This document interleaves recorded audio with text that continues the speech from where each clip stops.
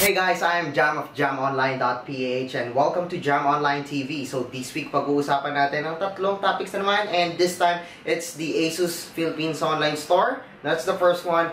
Ang pangalawa ay yung Cubix Cube, the newest smartphone brand ni Cherry Mobile. Yes, the Cubix. Mamaya pag-uusapan natin kung ano meron sa Cubix. And then of course yung pinaka-latest smartphone ni Cherry Mobile. I'm not really sure if I can call this a flagship because of its price, because yung specs niya ay sobrang ganda para sa kanyang presyo.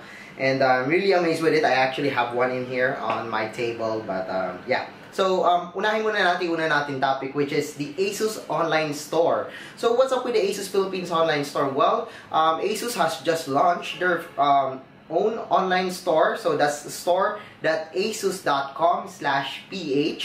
And yes, pwede na kayong bumili sa online store ni Asus ng Zenfone 2, Zenfone 5, Zenfone C, PhonePad, MemoPad, and of course, ang ZenPower. So, doon makikita nyo naman if may stock, the SRP is still the same. And ang modes of payment, well, pwede kayong gumamit using COD or credit card or debit card, depende sa gusto nyo. But the SRP is still the same. Actually, nag-promo si Asus kung saan makukuha yung first 50 buyers sa Asus online store ng libreng micro SD card. And swerte yung first 50 na yon, na kung sino man yung mga yon na nakabili ng kahit ano, from Zenfone 2 to PhonePad or MemoPad.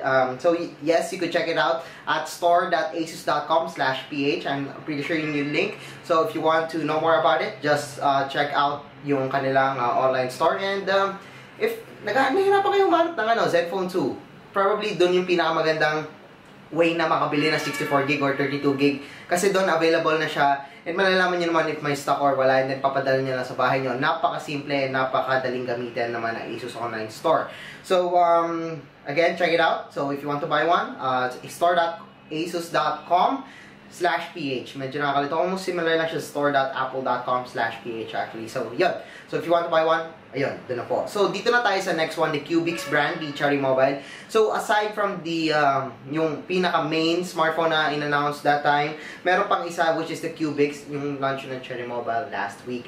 So, the Cubix Cube is has a 1.4 GHz octa-core processor, 5-inch HD IPS display, Android 4.4 KitKat, okay, fine, 13 megapixel camera with flash, 5 megapixel front, 2 gigs of RAM, 16 gig of internal storage with micro SD card slot, dual SIM na 3G, of course walang LTE ito kasi 6592 lang to, and then there's a 2000 mAh of battery. So, ano bang meron dito sa Cubix? Bakit meron naman in-announce na brand to si Cherry Mobile na meron naman tayong Cherry Mobile? Diba? So, actually, the Cubix is exclusive to Lazada. So, yung online store, diba, meron tayo Xiaomi, which is available na offline, by the way.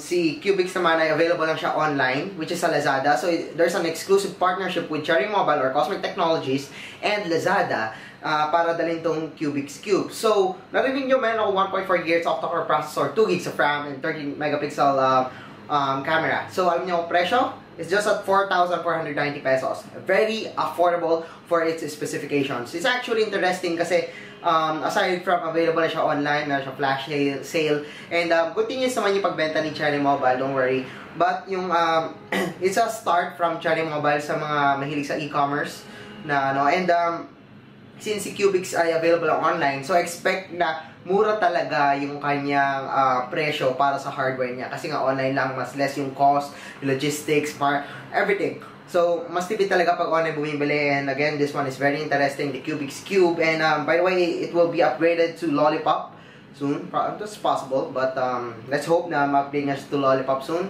Again, the Cubix Cube is now will be available again at Lazada. Nag-available siya noong June 26, but may available siya soon for 4,490 pesos at lazada.com.ph. So, abangan nyo lang guys. Okay, so yung last one is yung Cherry Mobile Flare X. Ito yung last topic natin this week.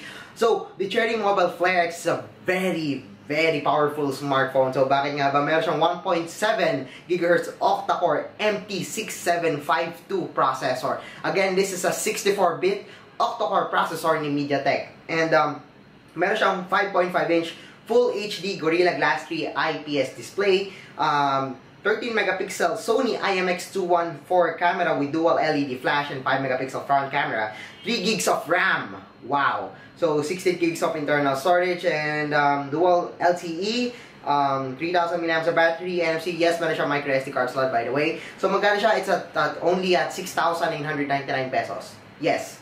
A 3 gigs of RAM, 64-bit processor, 5.5-inch display, 6,999 pesos. That's freaking affordable. Alright, so ano bang kwento nito? Bakit nabuto si Cherry Mobile Flare X? Kasi actually Cherry Mobile has been quiet these past few weeks, months actually. And nagtanong nila sa mga tao, anong gusto nilang smartphone?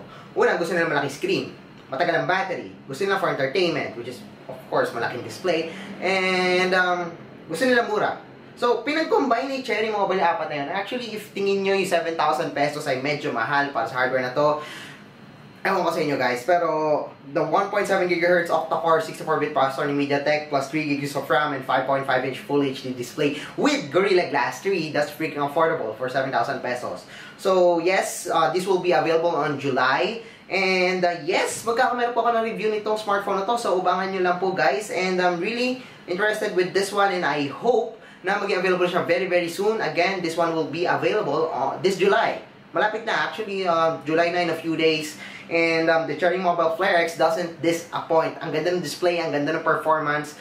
You could check out my hands-on and unboxing dito sa YouTube channel ko. If you're watching, of course, sana po manood kayo. So, yun. If you want to know more about it, check out my YouTube channel and of course other blogs and other YouTube channels and mayroong Cherry Mobile Flare X. So, yes, I guess that's it for this week's Jam Online TV. So, if you like this video, don't forget to give us a thumbs up. And if hindi pa kayo nakasubscribe sa channel ko, well, mag-subscribe na po kayo. So, once again, I'm Jam of JamOnline.ph and thanks for watching Jam Online TV. So, see you guys again next time.